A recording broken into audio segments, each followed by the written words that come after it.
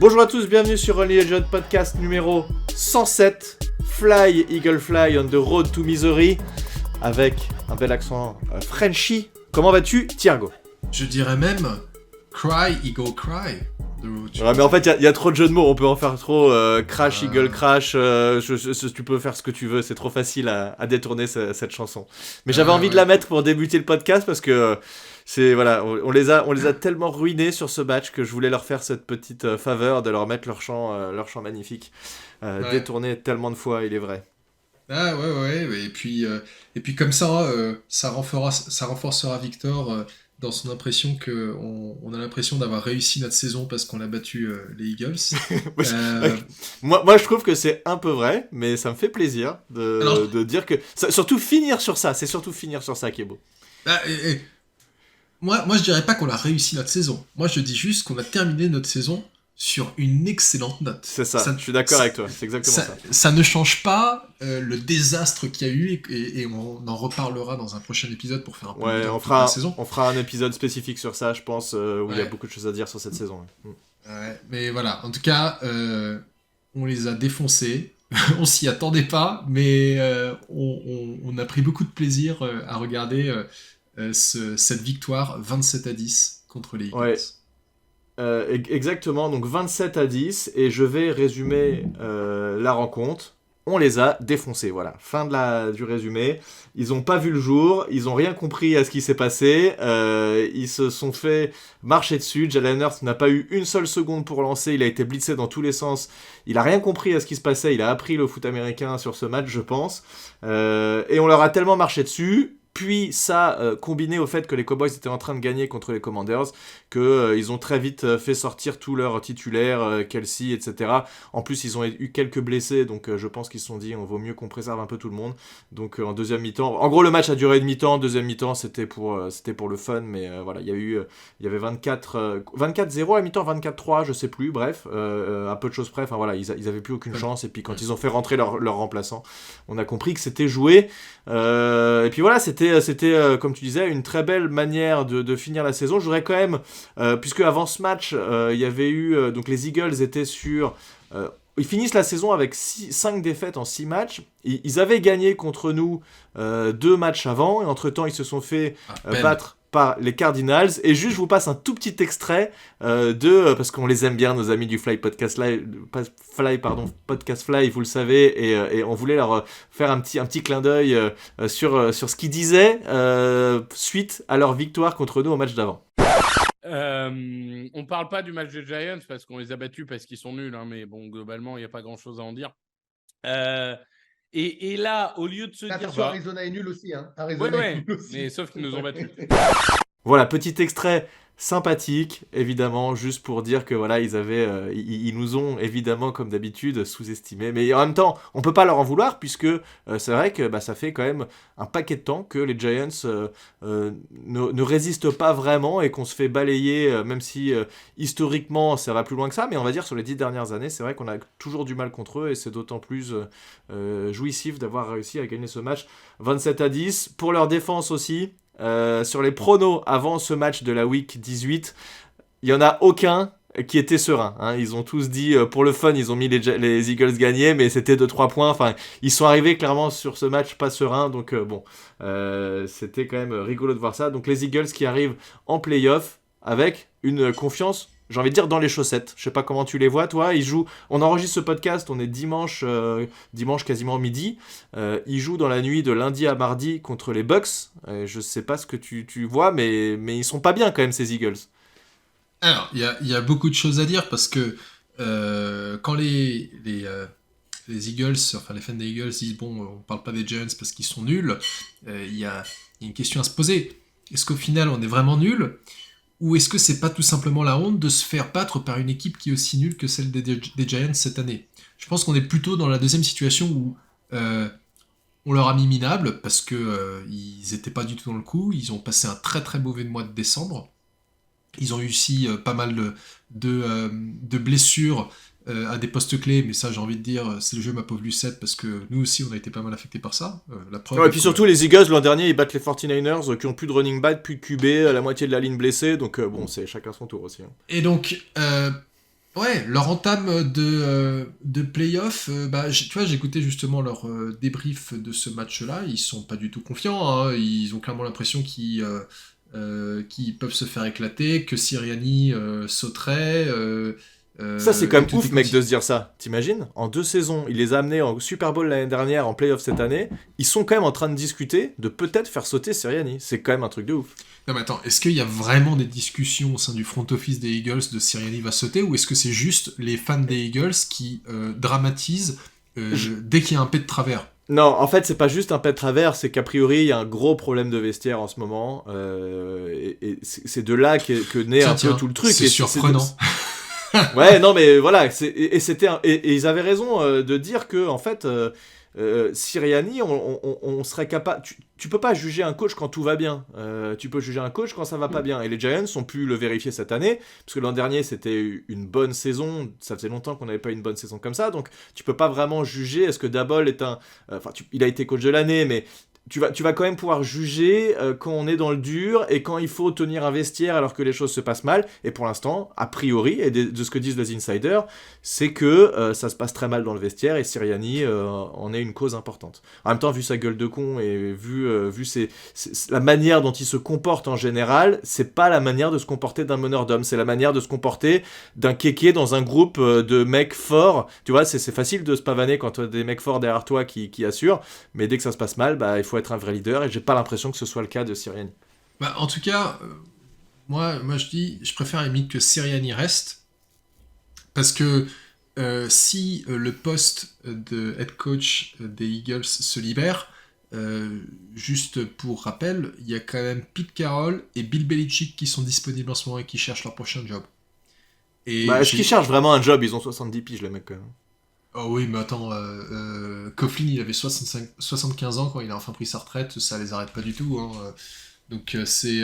Non, je pense que les deux, ils ont dit qu'ils voulaient continuer à coacher, et si ils ont la bonne équipe, ils iront. C'est-à-dire que si demain les Jets virent leur head coach, je suis pas sûr qu'ils récupèrent ni Belichick ni Pete Carroll, mais par contre, t'es Bill Belichick, tu peux récupérer les Eagles qui sont quand même qui ont un effectif qui est pas dégueulasse.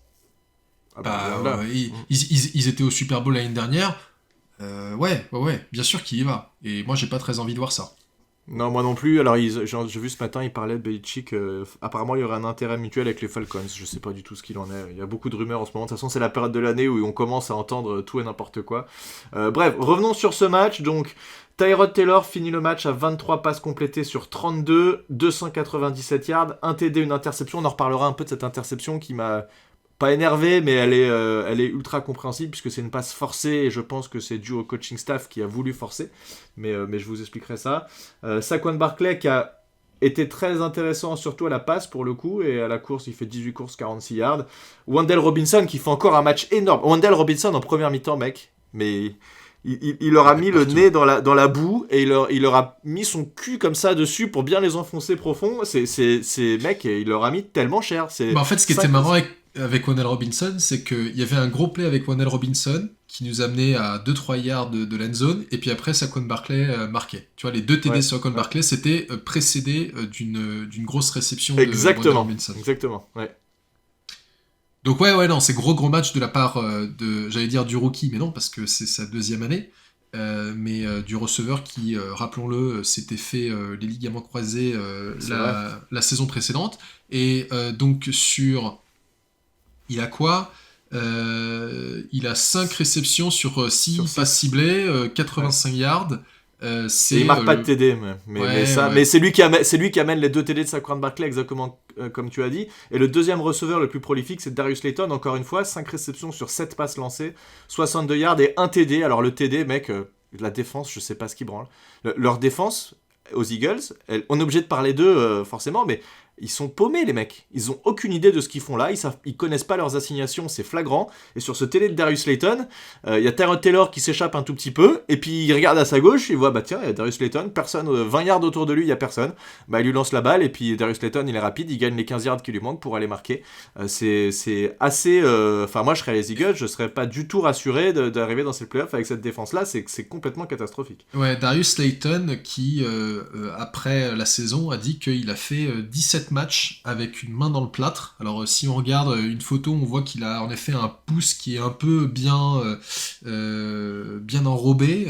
Alors qu'est-ce qu'il avait comme blessure?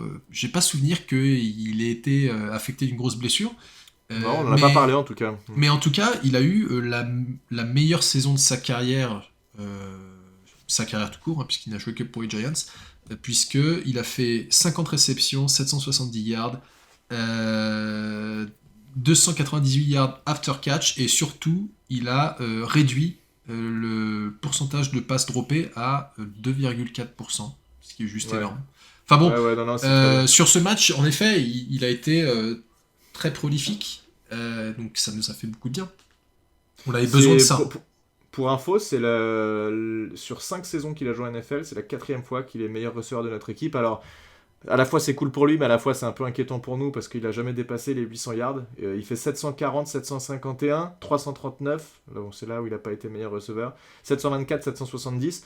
Donc ça devrait pas être le receveur le plus prolifique. En fait, on devrait avoir un wide receiver 1 au-dessus de ça, et lui, wide receiver à la limite 2 ou 3, comme tu veux. Mais c'est plus des stats de wide receiver 2, ça, 770 yards. Bon, on en reparlera quand on fera le bilan de la saison ou quand on essaiera d'envisager ce qui peut se passer pour les années suivantes. En tout cas, comme on avait dit au podcast précédent, je pense qu'avec ces deux joueurs-là, Wan'Dale Robinson, Darius Slayton, on a des receveurs 2-3 de qualité. Il nous manque un vrai wide receiver 1 et il faudra adresser ça évidemment, mais c'est intéressant. Ces deux joueurs-là, en tout cas, ont été très bons sur la deuxième partie de saison. Donc ça fait plaisir. Petite remarque quand même que j'ai, moi, c'est une petite question à te poser. On a un Tyrod Taylor qui plusieurs fois a envoyé 300 yards ou plus. Là, vous voyez 297. Il y a deux doigts d'avoir les 300 yards par match. Tyrod Taylor, il lance des très belles balles en profondeur. Il est très bon pour ça.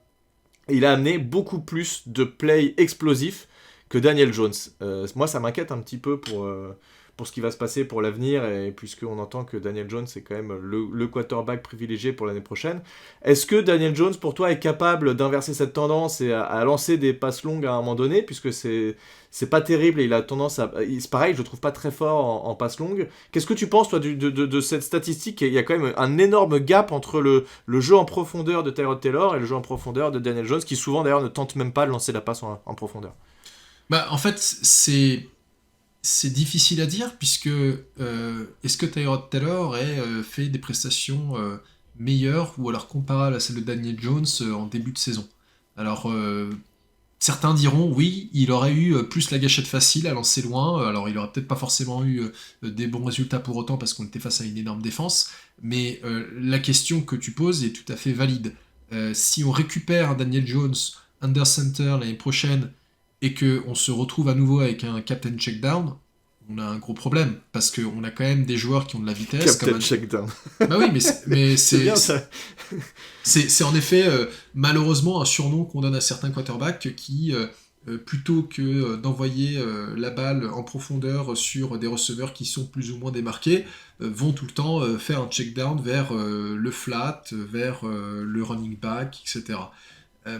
Je dis pas que c'est le cas pour Daniel Jones. Moi, j'ai toujours confiance en Daniel Jones, puisqu'il nous a montré les années précédentes qu'il était capable justement d'envoyer des très très belles passes, mais quelque chose d'assez révélateur, c'est, je sais pas si tu as vu que les Giants ont fait une compilation des 10 meilleures actions de la saison.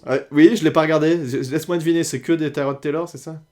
C'est pas que des Tyrod Taylor, puisqu'il y a aussi des plays défensifs, mais il y a beaucoup de Tyrod Taylor, et il y a une passe, si j'ai rien oublié, mais il y a juste la longue passe de Daniel Jones sur Jalen Hayat contre les Cardinals. Oui, je me rappelle. Ouais. Donc tu vois, c'est assez révélateur, et quand on pose des questions au general manager de bon, alors est-ce que vous allez drafter un quarterback ou pas, la question est légitime. Et je crois mais c'est normal qu'il très longtemps. Je pense que c'est légitime qu'il les réponde pas aussi. Et qu'il dise c'est Daniel Jones notre QB vu le contrat qu'il a eu. Et même s'il prévoit de drafter un QB, même s'il prévoit d'échanger, etc., des pics, peu importe ce qu'ils vont faire, il dira pas là tout de suite oui, on va drafter un QB. Non, mais bien sûr que non, en effet. Et là, de toute façon, on est marié à Daniel Jones pour 2024. Oui, au moins en début de saison. Ouais. Puisque je verrais très bien un scénario où ça se passe pas si bien que ça. Enfin, je verrais très bien, mais ce serait possible qu'on drafte un QB, qui reste derrière, qui prenne un peu d'expérience, et qui après rentre en cours de saison si jamais ça se passe pas très bien avec Daniel Jones. Je pense qu'on en saura plus en fonction d'une re-signature ou non de Tyrod Taylor. Si tu comptes vraiment utiliser Daniel Jones et que tu as besoin d'un bon backup, bah, tu prends Tyrod Taylor. Il a montré qu'il était très capable de faire ça, même s'il il estime et il le dit, je pense que j'ai moyen d'être QB titulaire Tyrod Taylor. Et vu ce qu'il a montré, je suis tout à fait d'accord avec lui. Il y a plein d'équipes où, à mon avis, il peut largement être titulaire, vu ce qu'il a montré. Il a vraiment été, j'ai trouvé vraiment intéressant Tyrod Taylor. Mais c'est vrai que si on re-signe Tyrod Taylor, je commencerai à me dire, ok, ça m'étonnerait qu'on draft un QB. D'ailleurs, je suis en train de voir qu'en fait, De Vito, il a lancé aussi 2 passes dans ce match, parce qu'avec un moment, Tyrod Taylor, il se blesse à la main. De Vito rentre, il lance une passe et il se blesse aussi. Alors du coup, il faut rechanger. Enfin bref, ça a été quand même compliqué à ce niveau-là. Et un autre élément que je voudrais mentionner, donc c'est Sterling Shepard qui bat le record à la passe de Jeremy Shockey, donc qui passe 5e meilleur receveur en nombre de réceptions devant Jeremy Shockey. Et c'est là où j'expliquais tout à l'heure qu'il y a une interception de Tyrod Taylor. C'est qu'en fait, on force la passe et on a forcé énormément d'actions. D'ailleurs, ça aurait pu à un moment donné finir par nous coûter le match parce qu'on aurait pu tellement faire n'importe quoi que bon voilà, donc heureusement tout s'est bien fini, mais on a beaucoup forcé sur Sterling Shepard pour qu'il ait ses réceptions et on voulait lui offrir un touchdown pour potentiellement son dernier match chez nous. Et donc cette passe-là est une passe forcée sur lui qui est détournée et qui est interceptée derrière. C'est pour ça que je la mets pas trop sur le compte de Taylor, mais plus sur le coaching staff qui a t'as un peu forcé. T'as vu justement quelle était la passe qui lui a permis d'avoir le record ? C'est une vieille passe en avant qui ressemble à une course mais qui est une passe toute pourrie, c'est ça ? C'est une shovel pass. Alors, une passe, en effet, elle est forcément en avant. C'est-à-dire que si d'ailleurs tu regardes le Sight and Sound du match qui est produit par le site des Giants à chaque match, il y a une passe qui est légèrement en arrière vers Sterling Shepard où il marque pratiquement le TD. Et en fait, on lui dit, ah bah en fait non, ça compte pas comme une passe parce qu'elle était en arrière, donc ça compte comme une course. Et donc il le renvoie sur le terrain. Et là, mais t'as vu ce qui s'est passé, c'est qu'il aurait pu ne jamais retourner sur le terrain parce que on récupère un fumble et c'est là où il se dit putain j'ai une chance d'y retourner, c'est là où ils lui font sa passe. Après près, il faisait pas cette réception là. Tout à fait, puisqu'il y a en effet un fumble qui est récupéré par Azeez Ojulari. Et puis, bah là, je pense qu'ils ont voulu assurer le coup en disant on va pas tenter un truc, on va encore se faire intercepter. C'est shovel pass, tout pourri, il se fait plaquer direct, mais c'est bon, il a sa statistique. Et d'ailleurs, quand il revient sur le banc, il est direct en train d'enlever ses gants, en train d'enlever tous les bandages qu'il avait en mode c'est bon, c'est fini pour moi là. Je ferai plus grand chose. Et d'ailleurs, depuis la fin de ce match, Sterling Shepard a annoncé sa retraite. Mais il l'a vraiment annoncé officiellement parce que moi j'ai vu une vidéo, mais il a vraiment dit j'arrête. C'est pas ce que j'ai compris moi. J'ai compris que c'était plus une analyse et une traduction de cette vidéo un peu merci au revoir les Giants, mais je sais pas. Non. J'ai pas vu une annonce officielle.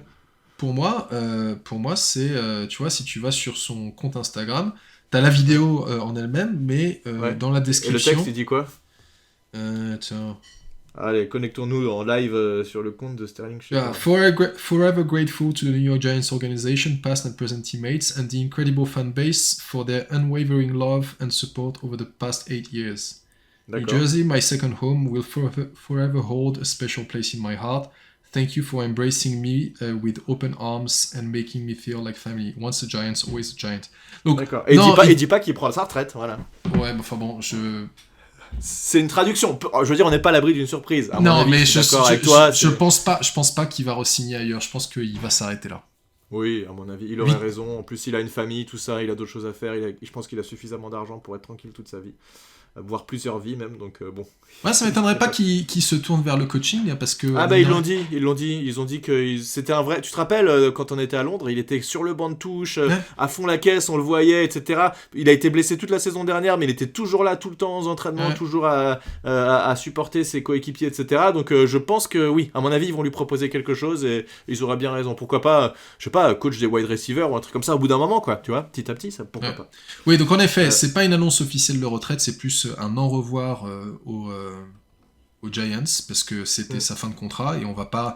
Enfin déjà, en fait clairement on aurait dû le couper en début de saison parce qu'il n'a pas contribué grand chose Sterling Shepard sur cette saison, mais c'est un joueur qui est tellement aimé au sein de l'effectif et par les coachs que Tu vois, c'est pour une fois en fait on garde quelqu'un parce qu'il est sympa. Et c'est une belle histoire, mais voilà, cette histoire arrive à sa fin. Ouais, et donc cette attaque qui met 27 points, on arrive à la mi-temps. En fait, on aurait pu, du coup, avec cette interception qui arrive avant la mi-temps, on aurait pu même être à plus de 30 points avant la mi-temps. Ça aurait été. J'aurais bien aimé qu'on les humilie encore un peu plus, mais bon, voilà, on a décidé autrement. Ouais, c'est vrai que c'est un peu dommage, hein, parce que 24 points, au final, on a mis que 3 points supplémentaires après le retour des vestiaires. Mais parce qu'on a trop forcé sur Shepard, on aurait pu faire beaucoup mieux, et bon, c'est pas grave, on s'en fout, on les a battus quand même, mais leur mettre 30 points, ça aurait été quand même assez cool. Tout à fait. Et donc voilà, ils mettent un field goal en deuxième mi-temps, plus après un touchdown. Alors ils font rentrer Marcus Mariota en deuxième période. On peut peut-être switcher sur la défense. Il y a quand même eu en fin de première mi-temps Moi j'ai halluciné, j'étais en train de regarder le match. J'étais au ski et j'ai réussi, et j'étais dans un chalet avec des potes. Il y avait du monde en plus, et j'ai réussi à leur faire mater du foot américain, mec. Ils étaient assez chauds. Bon, évidemment, quand le match est passé, tout le monde dormait et j'étais tout seul, mais j'ai halluciné à quel point tout se passait bien dans cette mi-temps. On marquait des TD, on récupérait la balle, ils passaient pas leur quatrième tentative. Et à ce moment-là, fin de première mi-temps, Xavier McKinney qui intercepte Jalen Hurts, alors je sais plus si c'était déjà blessé au doigt à ce moment-là ou si c'était juste après, peu importe. Non, je pense que c'était un peu avant. Jalen Hurts qui envoie une passe et McKinney qui fait une interception incroyable où il met le pied mais à 3 mm du bord de touche. On intercepte, on récupère la balle, et en action suivante, enfin le drive suivant pour les Eagles, ils font rentrer Marcus Mariota, première passe lancée, interception de McKinney sur une screen pass où il anticipe parfaitement bien, et c'est là-dessus où après on se fera intercepter, mais 2 interceptions coup sur coup en 2 actions offensives, c'est incroyable, il fait une fin de saison géniale McKinney, et je te rappelle qu'à un moment donné on était en train de se dire mais qu'est-ce qui branle McKinney, le mec est pas dedans, etc. Peut-être que c'était dû au coaching staff en défense, puisque vous savez que Martindale s'est fait... il s'est pas fait virer techniquement, c'est lui qui a démissionné, mais bref, on en reparlera peut-être après. Maintenant, j'ai envie de le re-signer, McKinney. On a complètement switché la manière dont on voit ce joueur entre le milieu de la saison et maintenant. C'est assez incroyable. Ouais, c'est un gros candidat pour le franchise tag, parce que d'ailleurs, le lendemain du match, il disait je pense qu'il n'y a personne de mon niveau qui offre cette combinaison de talent que j'ai. Enfin, tu vois, il est déjà en train de faire son marketing en mode je vais tester la free agency pour dire aux Giants, en fait, si vous voulez me garder, il va falloir faire une offre sérieuse. Et il a raison, hein, parce que c'est des occasions comme ça de te faire payer, il n'y en a pas beaucoup. Tu peux être blessé à n'importe quel moment et plus pouvoir jouer de ta carrière. Donc, en effet, il a raison. On a laissé partir Julian Love la saison passée parce qu'on se disait il y a McKinney à signer la saison suivante. J'espère qu'on ne le laissera pas partir. Ou alors, si on le laisse partir, c'est parce qu'il a signé un contrat complètement démesuré ailleurs. Ouais, ce qui serait chiant, c'est qu'en fait, on a déjà encore suffisamment de postes à pourvoir. T'as pas envie non plus que Safety soit en plus, donc autant le signer. Et je pense qu'il a montré que quand il était à fond dedans, c'était un très bon joueur. Effectivement, ce qu'il disait, c'est il y a peu de joueurs qui sont autant capables que moi de couvrir contre la passe. D'ailleurs, il a eu aucun TD marqué sur lui cette saison. Et d'être un peu plus dans la boîte et d'aller plaquer. C'est vrai qu'il est physique. En fait, quand il est à son meilleur niveau, il a tout, quoi. Donc j'ai envie qu'on le conserve. Et on espère que le prochain coordinateur défensif sera capable de l'utiliser comme il faut. Mais globalement, toute la défense a bien joué. On a vraiment mis la pression. Alors ça fait bizarre, on va en parler un peu au passé maintenant, mais Martindale, qui est plus là, mais qui a appelé encore une fois des blitz dans tous les sens. La ligne offensive qui n'a pas du tout su s'adapter et qui s'est fait mettre la pression de partout. Jalen Hurts qui a couru pour sa vie tout le match. Donc c'était un très très très beau match de cette défense qui n'a pas laissé respirer les Eagles. Et McFadden... Ojulari qui a eu 2 sacs et donc le fumble récupéré, donc ça aussi ça fait plaisir. Okereke un sac, Dan Belton qui a aussi provoqué un sac, et McFadden qui a fait un super match, et enfin qui a été au niveau incroyable qu'on l'a connu cette saison, qui était un peu moins bien à un moment donné, qui ratait beaucoup de plaquages. Là il a été vraiment meilleur. Cette défense elle a vraiment été au top sur ce match là, alors et on n'oublie pas le fumble provoqué de McLeod sur AJ Brown.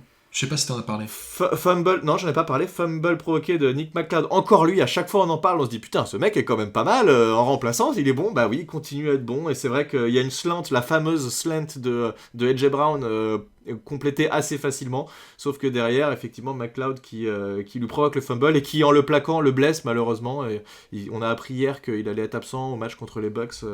AJ Brown, mais bon, voilà, ça fait partie du jeu. Et je sais plus qui a provoqué, je crois que c'est J. Edward qui provoque le fumble sur Mariota en fin de match, qui est recouvert par Ojulari. Ouais, il me semble que c'est tout à ça. fait. Ouais. Voilà. Est-ce que tu veux rajouter quelque chose sur cette défense avant qu'on passe au move des coachs, puisqu'il s'est passé beaucoup de choses aussi en dehors des terrains avec les Giants? Deux petites choses. Première, Dexter Lawrence qui, comme à son habitude, est excellent. Et en fait, il vient de recevoir le titre de All-Pro des joueurs, de l'association des joueurs, mais surtout le titre de Second Team All-Pro de l'AP, hein, qui est qui est l'attribution All-Pro traditionnelle qui existe depuis les années 50. Donc voilà, on a encore ce joueur-là qui est au top niveau et qui est récompensé, donc ça c'est super. Et on a aussi Jimmy Gillan qui a fait un très bon match avec 4 punts qui étaient dans les 20 yards des Eagles, et il a reçu NFC Special Team Player of the Week. Donc c'est, il est vraiment très irrégulier ce mec. Parfois il te fait des matchs absolument horribles et puis après il te fait des trucs comme ça. Donc, mais bon, c'est toujours bon à prendre.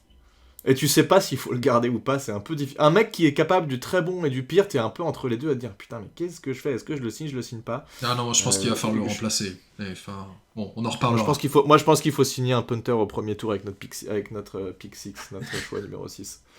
Bon voilà. Ici, donc, très bonne manière de conclure la saison. On est évidemment très heureux de cette victoire. Et les Giants finissent à 6 victoires, 11 défaites, c'est ça le bilan final? Je sais même plus, j'ai oublié. C'est ça. 6 victoires, 11 défaites. Qui aurait pu être bien meilleur. On aurait pu être plutôt dans les 8-9 victoires si jamais on avait eu des sorts un peu plus favorables à certains moments et si on avait su faire ce qu'il fallait. Mais on en parlera là aussi dans un podcast spécifique. Bilan de la saison. Alors, il s'est passé beaucoup de choses, vous le savez, on a appris juste après, enfin le lendemain du match, il me semble que c'était le lendemain, que les Giants avaient fait 2 moves, et tu as fait un article sur le blog, Only a Giant blog, 2 moves qui étaient attendus et qui sont très logiques, c'est-à-dire qu'on a viré le coach de la ligne offensive puisqu'on a une historiquement mauvaise ligne offensive cette année et qui ne s'est pas améliorée par rapport à l'année dernière. Donc le coach de la ligne offensive a été viré et McGahee, qui est le coordinateur des special teams, a aussi été viré. C'était attendu, ça faisait 2 ans que c'était très moyen. Donc c'est 2 moves qui sont assez classiques. Est-ce que tu veux rajouter quelque chose par rapport à ces deux changements qui ont été faits? Oui, il faut se rappeler que Bobby Johnson est un très très bon pote de Brian Daboll. Et donc ça montre qu'en fait Brian Daboll, il fait pas des décisions uniquement en fonction de l'affect. Il s'est séparé de Bobby Johnson tout simplement parce que ça ne marche pas. Il avait gardé McGahee parce que il y avait eu quand McGahee était là avant Daboll, il y avait quand même de bons résultats pour les Giants, mais les 2 années qui sont déroulées étaient pas bonnes, et c'est pareil pour Bobby Johnson et non pas Mac Johnson, pardon. Bobby Mac Johnson, pour le rendre encore plus américain qu'américain, il s'appelle Bobby Mac Johnson maintenant. Mac Johnson. Donc voilà, donc en fait ça montre aussi que Brian Daboll est capable de faire la séparation entre le professionnel et le personnel. Il reste toujours pote apparemment, hein, mais ça lui fait beaucoup de peine de se séparer de ce gars-là, mais le fait est que ça ne fonctionnait pas et qu'il fallait trouver quelqu'un d'autre. Alors, est-ce que avant qu'on parle du remplaçant de coach de ligne offensive, tu veux qu'on parle des autres coachs qui ont quitté l'effectif? Ouais, alors je vais vous résumer en 2 secondes et puis vous pourrez aller lire l'article si vous voulez tout le détail, mais en gros l'histoire de Wink Martindale, elle a été un peu t'as pas trop envie d'avoir ça dans ton équipe parce que ça fout un peu le bordel. Alors là on s'en fout parce que c'est la fin de saison et que du coup c'est pas très grave, mais en gros ce qui s'est passé, alors j'ai plus le nom des 2 frangins là qui étaient coach de outside linebacker, Drew et Kevin Wilkins. Voilà, Drew et Kevin Wilkins, donc ils sont 2 frères qui étaient très ami avec Whit Martindale, donc je pense que c'est des... En fait, tu vas avoir le head coach qui décide des coordinateurs et les coordinateurs qui décident de leur staff, je pense en accord avec le head coach évidemment, mais c'est eux qui ont quand même la main sur qui va coacher les positions. Et donc ces deux mecs-là se sont fait virer. Pourquoi ? Puisque vous vous rappelez qu'à un moment donné, on avait eu un retour d'un insider qui disait qu'a priori, il y avait des engueulades entre Martindale et Daboll, que ça se passait pas bien. Et en fait, on a appris que la source du leak, c'était ces deux frères-là.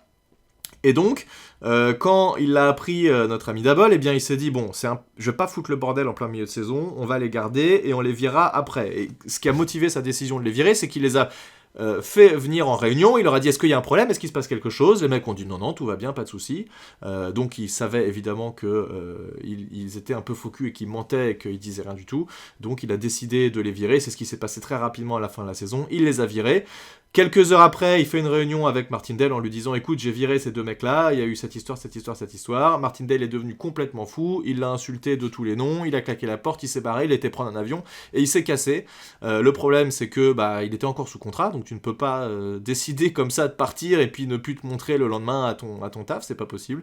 Mais quelques jours après, ils ont réussi à faire en sorte de se mettre d'un commun accord avec les Giants et qu'il ne touchait pas le contrat de sa dernière année, puisqu'il est resté une année de contrat, il ne touchait pas l'argent de ce contrat-là, mais il serait libre et il pourrait signer ailleurs. Voilà, donc c'était la fin du feuilleton Wink Martindale, ça se finit un peu mal.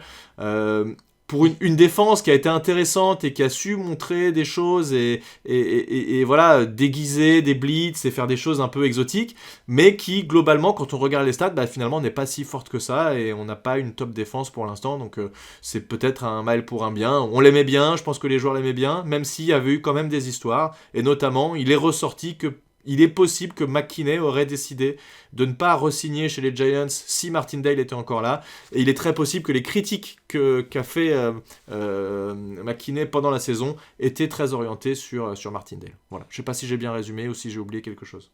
Ouais, alors c'est en effet très complet. Ce qu'on peut juste rajouter, c'est...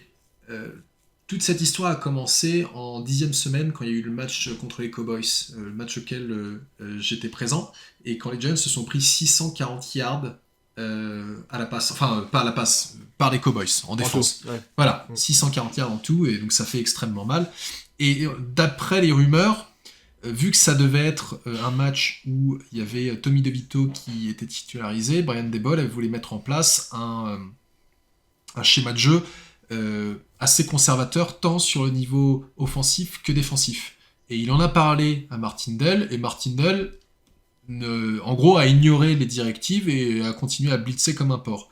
Alors là où c'est un peu bizarre, c'est qu'il y a quand même des insiders qui disent oui, mais en fait apparemment pendant le match il était quand même en train de l'encourager à faire Daboll était quand même encore en train d'encourager Martindale à faire du blitz, mais toutes ces rumeurs de tension viennent de là. Et comme tu l'as dit dans ton article, en fait, Martindale, avec les frères Wilkins qui travaillaient pour lui à Baltimore et qu'il a fait venir à New York quand il s'est fait embaucher, partait un peu du principe que le head coach, il s'en foutait un peu de ce qu'il avait à dire, donc ils étaient complètement en train de remettre en cause son autorité, et ça a causé beaucoup de problèmes.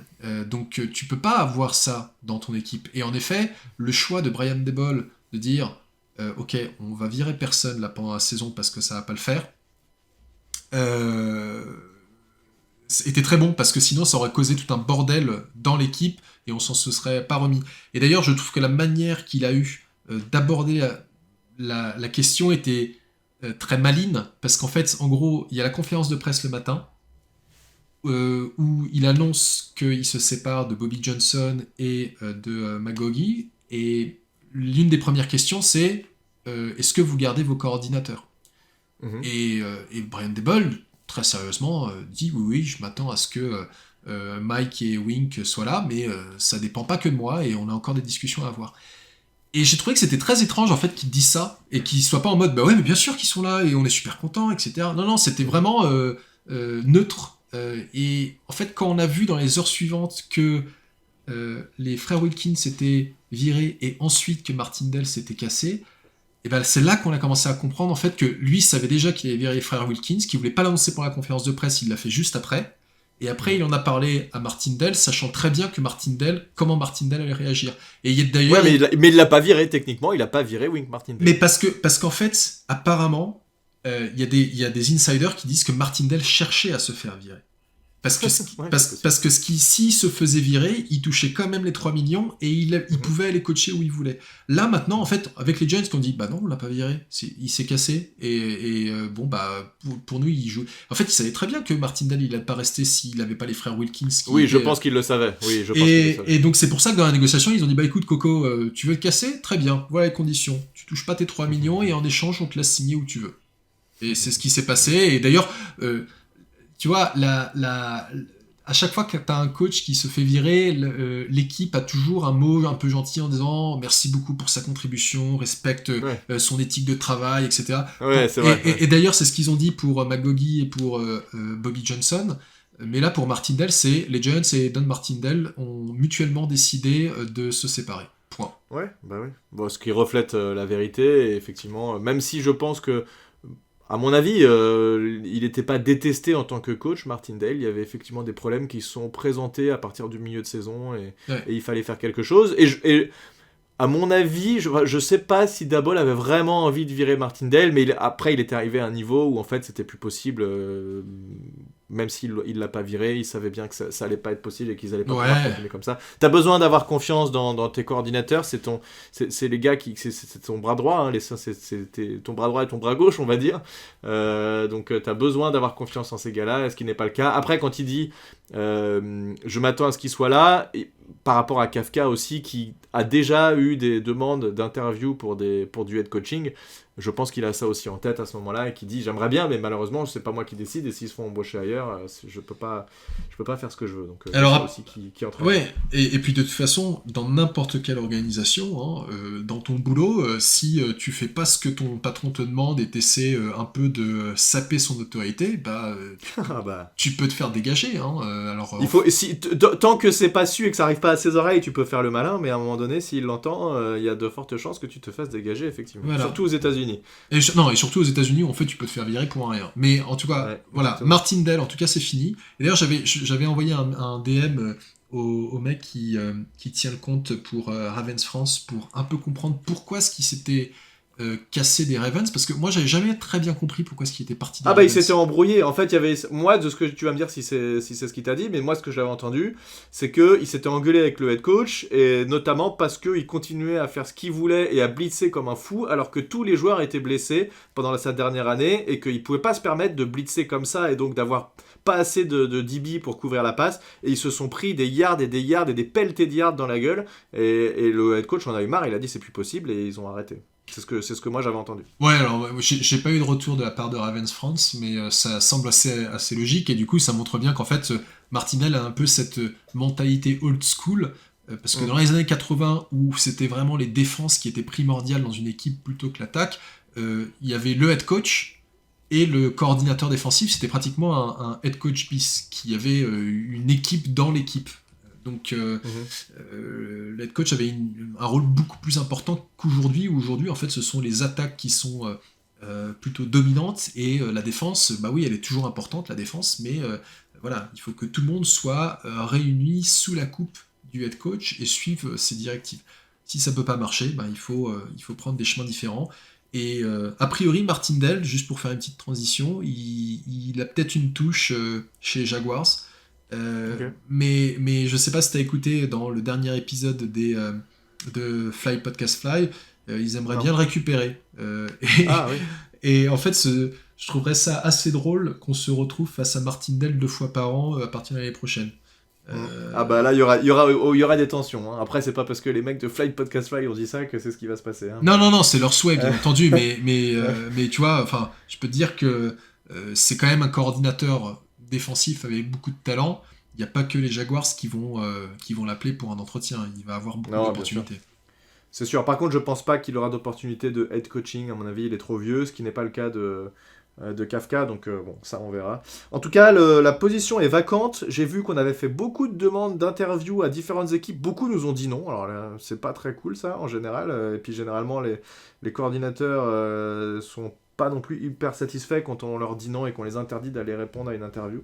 Mais bon, pour l'instant, c'est le cas. Donc, je sais qu'on a eu 2 interviews jusqu'à maintenant. Je sais plus exactement qui est qui, mais donc ça débute et on n'a toujours pas non plus pour les special teams, mais ça va arriver. Par contre, on a déjà un remplaçant pour le coach de ligne offensive. Il s'agit de Carmen Bricillo, Bricillo, je sais pas comment on prononce, qui nous vient des Las Vegas Raiders, où il a coaché leur ligne offensive pendant 2 ans, qui ont eu des très bons résultats, qui sont toujours à peu près dans le top 10 des lignes offensives, malgré les blessures qu'il y a eu notamment l'année dernière. C'est un coach qui a commencé en 2003-2004 en high school et qui se retrouve maintenant coach de ligne offensive, qui a la même gueule et la chauve avec une petite barbichette comme Brian Daboll, qui est passé aussi aux Patriots comme Brian Daboll et donc qui a coaché sous Belichick. Qu'est-ce que tu peux nous dire de ce mec-là, Thiergo? Est-ce que tu t'es un peu renseigné? Est-ce que tu as regardé un petit peu, à part que physiquement il ressemble à Daboll, est-ce que tu as autre chose de plus pertinent?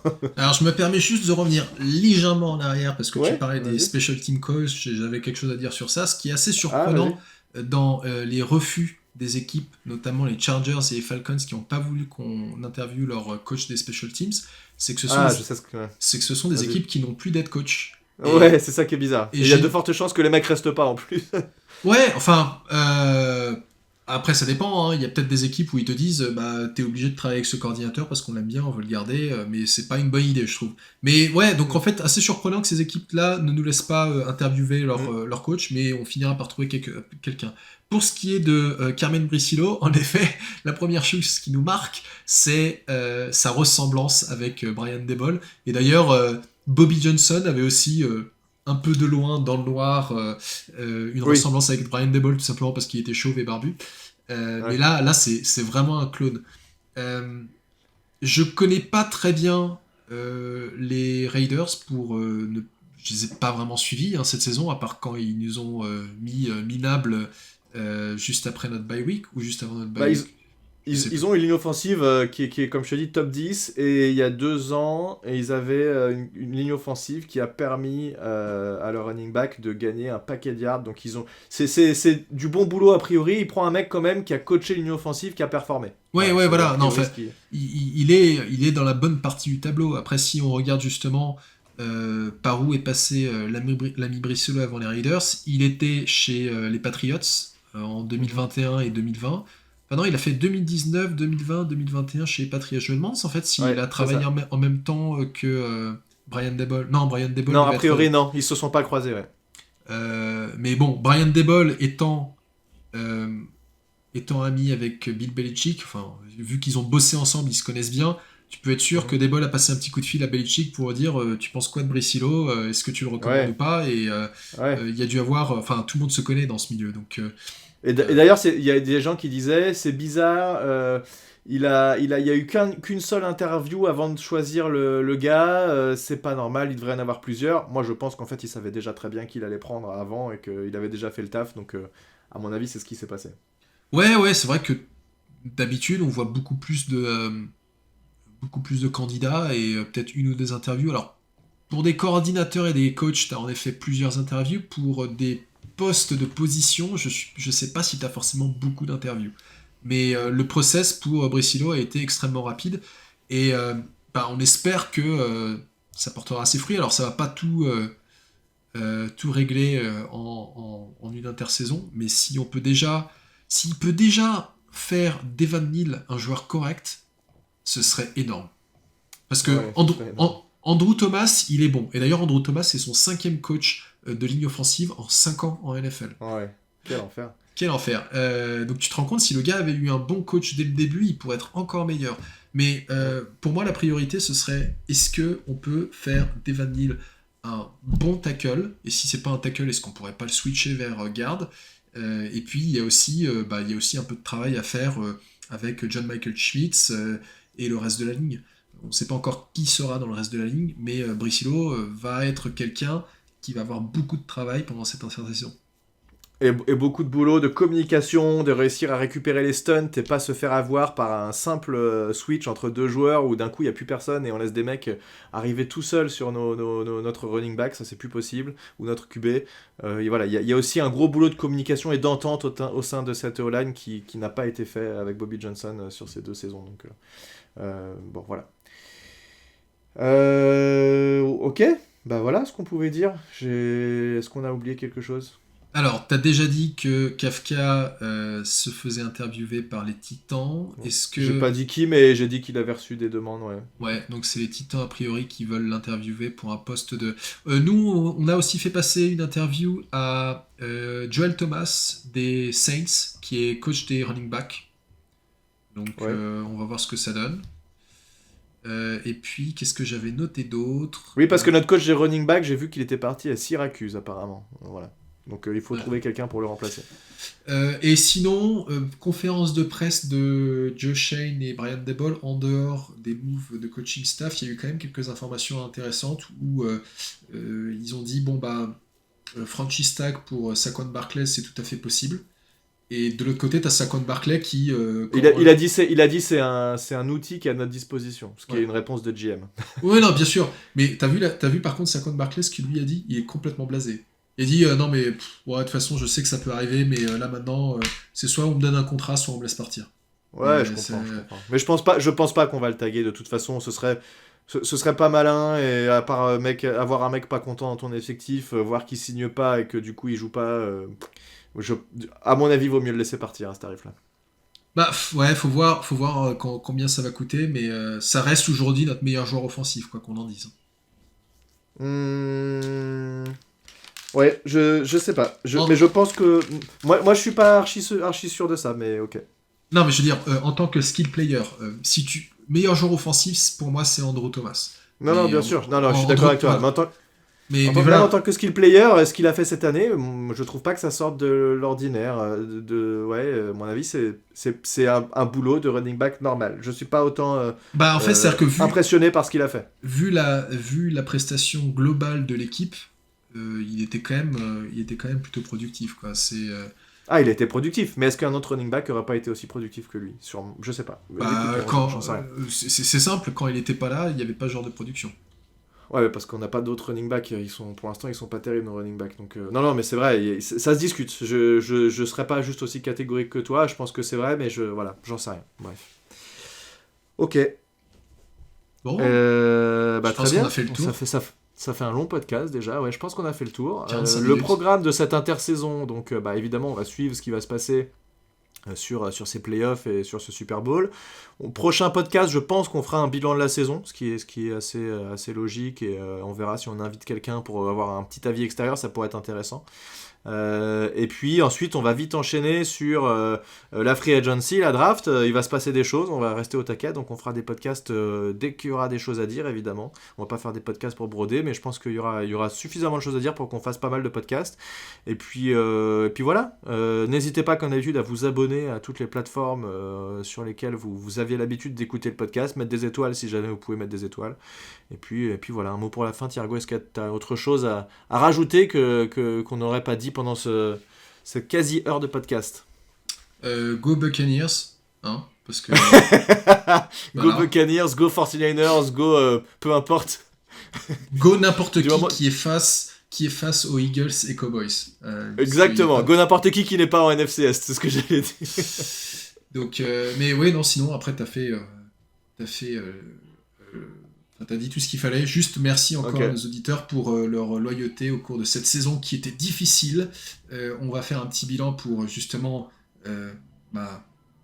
ce process de grief, de deuil, de dire ok c'est bon, c'était nul et maintenant on terminait avec 2023 et on regarde vers C'était pas si nul, il y a eu des bonnes choses et en tout cas on finit sur une très bonne note avec cette victoire contre les Aigles. Merci à tous de nous avoir suivis, à très bientôt sur Only Legend Podcast, à plus tout le monde, ciao. Ciao.